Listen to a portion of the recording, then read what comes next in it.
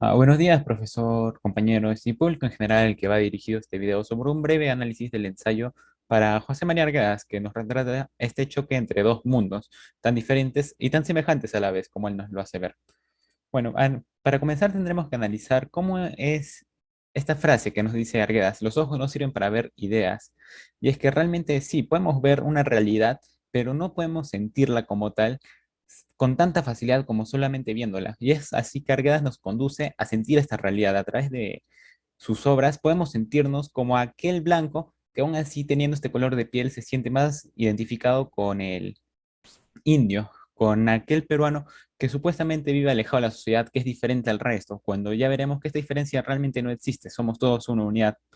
Acá nos habla Argas de que o sea, Vargas nos habla de una lengua muy hermosa, que es el quechua, el aymara, lenguas autóctonas del Perú, pero que actualmente y en la antigüedad también se ven muy ridiculizadas por el peruano de a pie, que incluso las usa como rechazo social, cuando realmente es de nuestra cultura. Un peruano muchas veces hoy en día se siente orgulloso de poder hablar perfectamente el castellano, poder hablar inglés, francés, cuando realmente un motivo de orgullo sería poder dominar correctamente esas lenguas autóctonas que retratan nuestra identidad, nos identifican como peruanos, no simplemente no ser uno más del montón que se ve influenciado por estas lenguas europeas.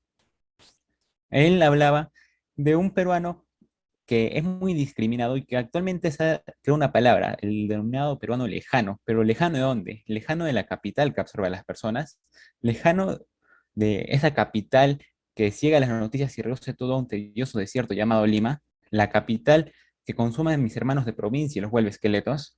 Realmente Arguedas nos habla de este peruano y para haber pertenecido a una época de la cual ya han pasado casi 100 años, vemos que aún muchas de las realidades que él retrata en sus obras se siguen conservando hasta hoy en día.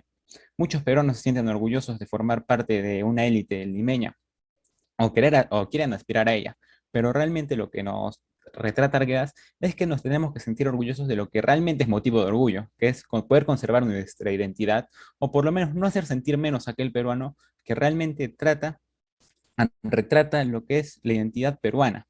Y es así como vemos que no es más que ridículo aquella diferenciación entre peruanos que nos trata de dividir cada vez más.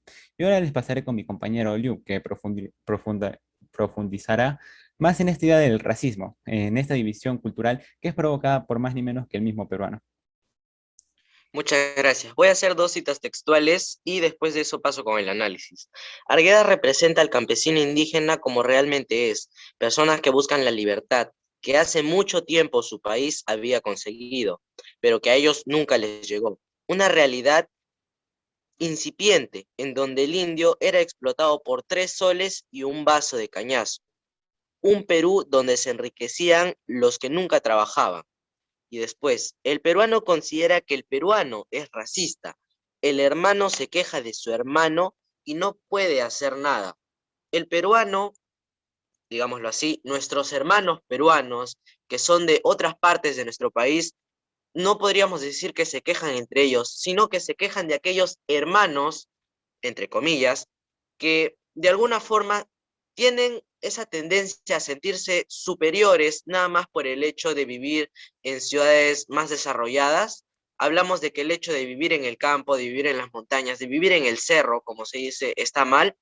Hablamos del hecho de que hay hermanos que de la boca para afuera dicen maravillas de su cultura, de la cultura autóctona o del Perú profundo, como le llaman, pero que después de eso les da asco, se llenan la boca de maravillas, pero después de eso dicen que no es bueno formar parte de esa cultura, que no, que es algo que les es ajeno a ellos mismos. Decimos que el hermano se queja de su hermano y estamos en lo cierto. ¿Por qué? Porque no hablamos de hermanos que son de una misma región, no, hablamos de hermanos que viven en diferentes partes, pero que de alguna forma, por el hecho de ser o de vivir en un lugar con, pongámoslo así, características un poco más avanzadas o superiores, se cree mejor que los demás, la verdad para mí es algo inexplicable hasta la fecha. Continuando con las ideas y llegar a una conclusión exacta, debemos entender una situación que se precisa. El peruano de a pie comprende que esta cultura indígena le es una cultura ajena. Como ya dijimos, existe un Perú lejano, un Perú profundo. Un Perú profundo el cual no es entendido desde una perspectiva propia, porque incluso cualquier lugar al cual se encuentre a más de 24 horas de Lima ya se considera parte del Perú profundo. Me refiero no a Carro, obviamente.